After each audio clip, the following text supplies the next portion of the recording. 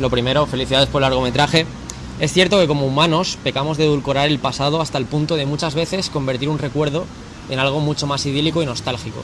En una entrevista reciente comentabas tú, David, que ni tú ni la película sois nostálgicos, pero es innegable que los personajes evocan el pasado con cierto halo de melancolía. ¿Cuánto de universal crees que tiene la película en ese sentido?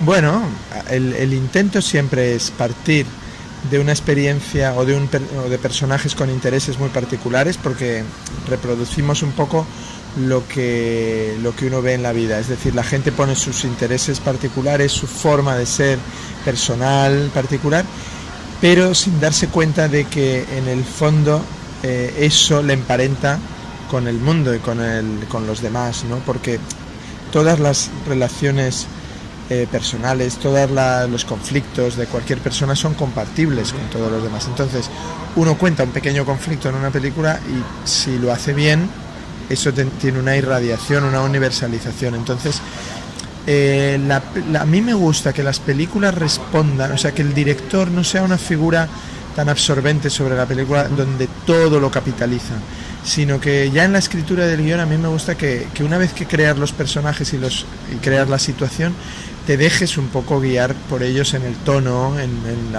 entonces lo que tenga de melancolía, yo realmente no lo soy, pero lo que tenga de melancolía la película seguramente o de nostalgia tiene que ver con dejar al personaje de Fernando que desarrolle su tono, el tono en el que él quiere que se desarrolle el viaje, que desde el primer minuto el personaje de Lucía le advierte, ¿no?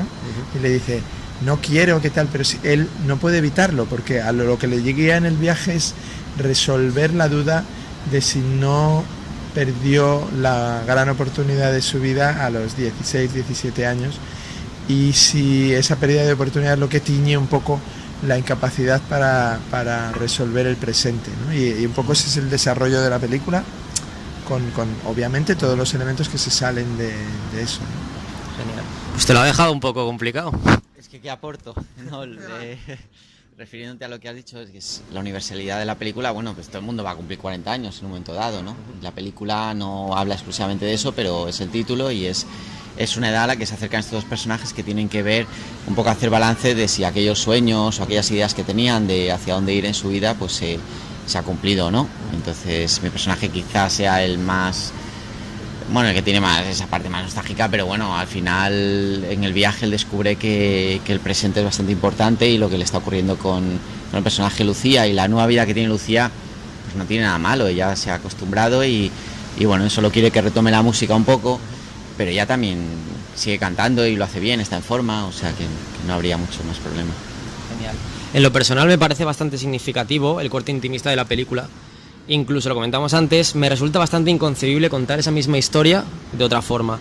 ¿Es siempre un ejercicio de honestidad para con los personajes y los actores el llevar a cabo un guión como este, tan sincero, tan íntimo?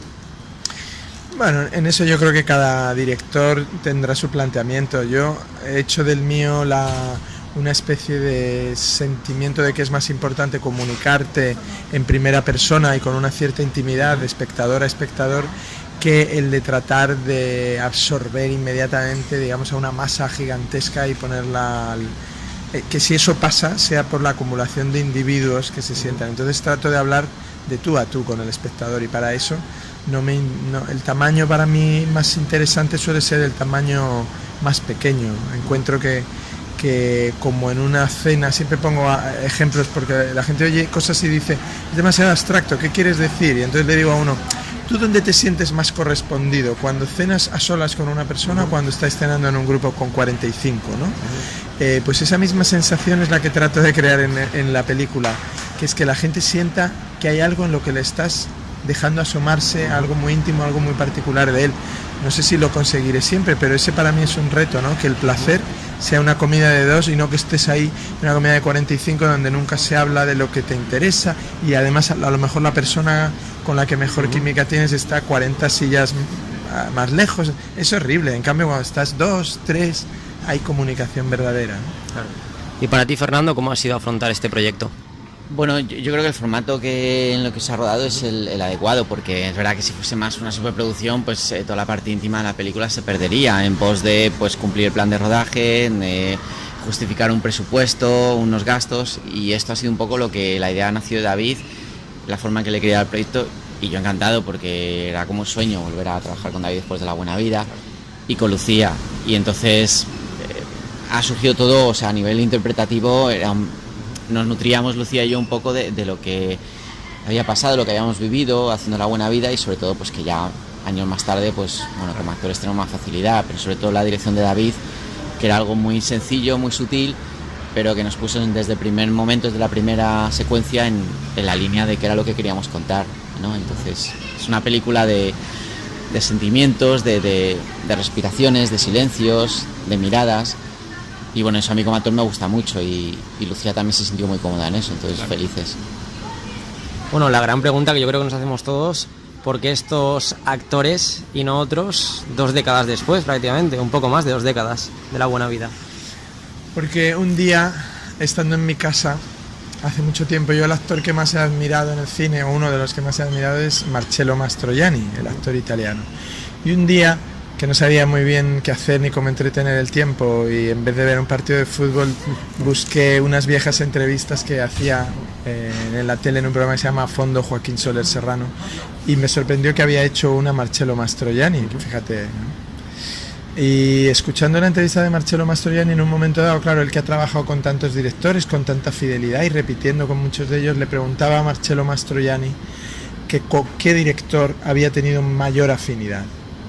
Marcello Mastroianni, que era una persona increíblemente inteligente, dijo: me he llevado muy bien con todos los directores, he intentado no ser un problema para ellos, hacer lo que me pedían y tal, pero con el que mejor me he entendido y con el que mejor me he sentido es con Fellini. Y entonces le preguntaban: ¿y por qué Fellini? ¿Qué diferencia de Fellini con otros? Y dijo: porque en Fellini sentí que mis defectos le gustaban. Fíjate qué cosa tan sencilla pero tan difícil de observar. O sea, el actor sintió que el director no solo sabía y conocía sus defectos, pero que esos defectos le interesaban, le gustaban, le parecían... Vivimos en un mundo muy competitivo, donde la gente solo quiere acercarse a la gente que tiene éxito, a la gente a la que le va bien, como si fuera una especie de superstición. Me pego al triunfador y así se me pega algo del triunfo. Y esa reflexión de Mastroianni me hizo pensar que a mí, si algún día tuvieran que elogiarme algo como director, fuera esa. Siempre he sentido una afinidad por la gente que me gusta, con la que he trabajado, y sus carencias, defectos, sus problemas, me han parecido siempre lugares donde incidir. Entonces, en el caso de Fernando y Lucía, los siento como muy cercanos en ese sentido, ¿no? Y me encanta trabajar con ellos, son fáciles, ellos también me conocen, y me gustaría pensar que veo en ellos las potencialidades que muchas veces una industria que va muy rápido o que va muy a eso que decíamos, a la búsqueda siempre de asociarse al triunfador, pues seguramente pasa por alto, pero en ellos y en otros muchos, o sea, no es que sea yo que crea que esto solo le pasa a alguien, ¿no? Es decir, le pasa a muchos. Entonces con ellos me encanta trabajar por eso, ¿no? Porque me gusta todo de ellos. Claro. Bueno, menudo elogio, ¿no? Viniendo del mismísimo David Trueba. ¿Cómo reaccionaste tú ante esa llamada cuando te enteraste que quería volver a trabajar no solo contigo, sino encima, claro, con ambos?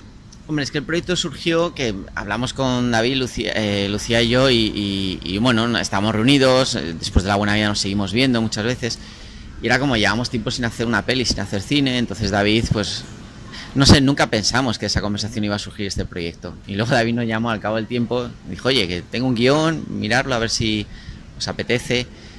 Yo, antes de que me dijese si le apetecía, ya iba a decir que sí, pero bueno, también está bien que el guión esté bien y que el proyecto mole y sentirnos cuidados. Entonces éramos poca gente de equipo, pero era como una familia. Entonces David tiene una habilidad para que todo sea fácil en el rodaje y que la gente se lleve bien, que sea muy agradable. Entonces no hay rodajes así, es muy complicado.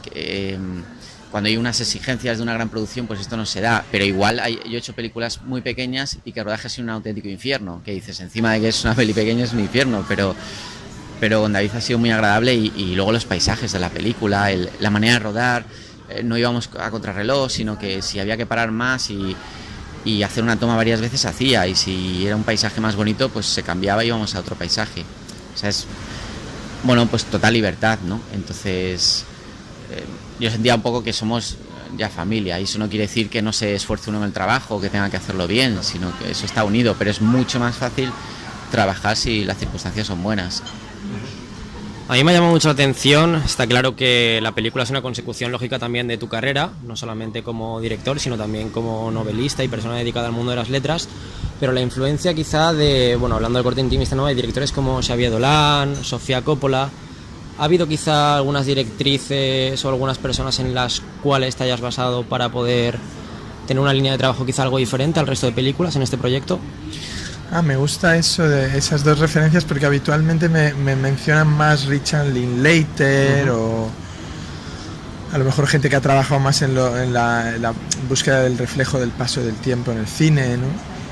Pero te diré que si hay un director ahora mismo al que tengo una cierta envidia, es un director menos conocido que esos y que en el fondo ha afinado un modelo de película por el que siento un gran aprecio, y que son películas muy asequibles, pero que siempre tienen un punto de un cierto juego literario, pero al mismo tiempo una simplicidad envidiable, porque lo más difícil del mundo es aparentar que algo es fácil. O sea, y tener hora y media a una gente en la sala mirando una cosa donde no tienes todo el rato saltando coches, ni unos tipos desnudándose, ni unas mujeres maravillosas o unos hombres maravillosos pavoneándose, no es fácil. Yo aprecio mucho porque sé lo difícil que es entretener. Hay un director que no es conocidísimo, que es Hong Sang-soo, es muy conocido, pero no a lo mejor para el público, que se llama Hong Sang-soo. Y que es un director que ha hecho diferentes películas, pero que en los últimos 10 años, o a lo mejor 7, digamos, ha decidido hacer un tipo de película que a mí me encanta. La última que se estrenó en España es esa que se llama Una noche de invierno en la playa, ¿no? Y que es una chica buscando un viejo amor, ¿no? Y hace unas películas que tienen una sencillez. Él tiene para mí la obra maestra que se llama la película de Oki's Movie. ¿Qué tienen esas películas? Eso, lo que te decía antes, una sencillez para tratar la complejidad, ¿no? Y luego un riesgo, o sea, el riesgo de no tener muchos elementos, pero sin embargo no perder nunca de vista que haces un trabajo para los demás, que los demás se tienen que entretener, divertir, intentar comprender, ¿no? Claro. ¿Y para ti cómo ha sido relacionado con esto? Porque claro, salvando las diferencias de proyectos y de películas, al ser un corte tan íntimo, como bien antes comentaba con David, ¿tenía ecos vuestros personajes, sobre todo aquella Scarlett Johansson, ese Bill Murray de los In Translation, esos personajes que les pesa tanto el pasado y la situación en la que se encuentran? ¿Habéis tenido quizá alguna referencia actoral para decir, bueno, me llama más la atención esto que el otro para poder trabajarlo?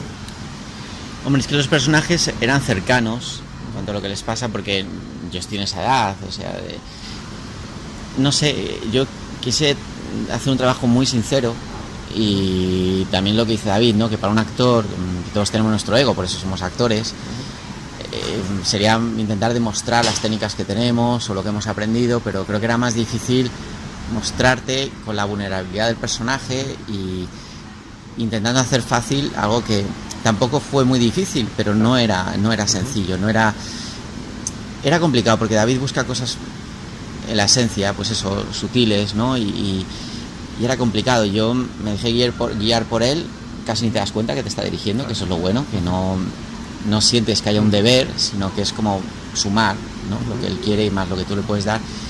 Y es que con Lucía funcionaba muy bien, porque aunque no hemos vuelto a trabajar desde la buena vida, hay algo que cuando nos miramos, pues hay 22 años de tiempo que ha transcurrido. Entonces creo que iba muy unido el proyecto a la realidad.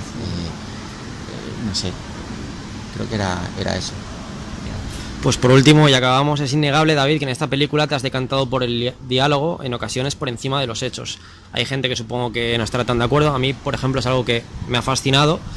Yo creo que el diálogo es el denominador común de los temas y los subtemas de la obra. Por ejemplo, la exploración, la desesperación por quedarse atrás, el miedo a envejecer, o las diferencias con las que somos capaces de recordar dos personas un mismo hecho, que es un poco lo que pasaba con vuestros personajes. ¿Qué supone para un director de cine como David Trueba decantarse por este concepto de película en lo que refiere al diálogo y a la palabra, al hecho verbal y literario, quizá por encima de otros hechos? Bueno, cada película requiere un lenguaje, ¿no? Y cinematográfico y un lenguaje visual. A menudo, claro, hay una especie como de guerra o de oposición entre un cine más visual o un cine más dialogado, ¿no? Creo que hay ejemplos de uno y otro, de lo bueno y de lo malo que se puede llegar. Al final son armas al servicio de una idea o armas al servicio de una expresión. Soy un gran fanático del cine mudo. Siempre además he tratado de mantenerlo vivo porque es probablemente una de las cimas del cine cuando no podían usar la palabra. Y en muchas ocasiones he pensado que es un cine que habla. El cine mudo dialoga, tiene diálogo. Lo que pasa es que no se escucha. Pero los personajes cuando están en una situación y cuando se miran y cuando hablan y cuando les suceden cosas están dialogando, ¿no? Y el espectador ponía esos diálogos. Cuando llegó el cine hablado fue mucho más difícil porque una vez más tenías que hacer los diálogos y que eso no fuera un fracaso, ¿no? Es decir, el cine es un arte realista. Cuando pones una mesa eliges una entre todas las mesas del mundo, entonces es muy normal que la idea de mesa de muchísima gente sea otra y entonces diga, ay, vaya, esto. Entonces con el diálogo pasa lo mismo. Lo interesante para mí es fabricar un diálogo que cuando la gente lo está escuchando no tenga la sensación de que está en la precisión de lo escrito de una persona que quiere expresar exactamente lo que se dice en el diálogo, sino que tenga cierta sensación de que es no forzado, de que los personajes se comunican así, y eso siempre me ha gustado mucho porque es muy difícil de hacer. Es, casi te diría, técnicamente es un encaje de bolillos porque tienes que tener la mecánica, la métrica de un diálogo muy rítmico, pero al mismo tiempo tiene que tener unas características para que la gente no lo vea forzado, no lo vea, y me gusta mucho. Me parece que hay películas habladas, hay películas de otro tipo, pero cada una toca en un momento, y en este momento tocaba esta, ¿no? Y Fernando, ya para acabar, ¿cómo se afronta como actor esta premisa tan dialogal? Yo tuve claro con el guión que quería decir cada palabra que había escrito David, porque David es guionista y digo, es que hay que decirlo todo. Incluso alguna escena me costaba porque quería decirlo todo al pie de la letra, porque digo, bueno, esto de hacerlo a mí, digo, no, un actor se tiene que poner al servicio del texto, del guión, ¿no? Y era fácil porque estaba muy bien dialogado. Lo que pasa es que sí que había ideas, expresiones que iban un poco más allá de un simple diálogo con una persona, sino que ya era eso, transmitir conceptos. Y eso, haciéndolo natural, que suene a ti, a tus palabras, quizás es más complicado, pero es que yo desde que me llamó David para la Buena Vida, o sea, desde que nos conocimos, yo me siento muy parecido a él, entonces la manera de hablar no me cuesta, o sea, yo entiendo perfectamente a David y está bien cuando te pasa eso con un director, que te miras y ya entiendes un poco lo que hay. Entonces, bueno, creo que es la ventaja de congeniar, porque he trabajado con muchos directores y con ninguno me ha pasado, congeniar con un director y no sé, notarlo muy cercano. Entonces eso se nota de lo que él escribe, cómo lo digo yo, y no sé, yo a veces, yo viendo la peli pensaba, jolín, que me parecía más difícil rodando esta frase y lo veo y cuela, queda bien. Creo que al final es el tiempo, te va uniendo a la gente, y como me ha unido a David, pues bueno, eso se materializa en poder decir las frases que le escribe con más soltura, ¿no? Genial, pues nada, eso es todo. Muchísimas gracias por atendernos y que vaya genial aquí la proyección. Muchas gracias.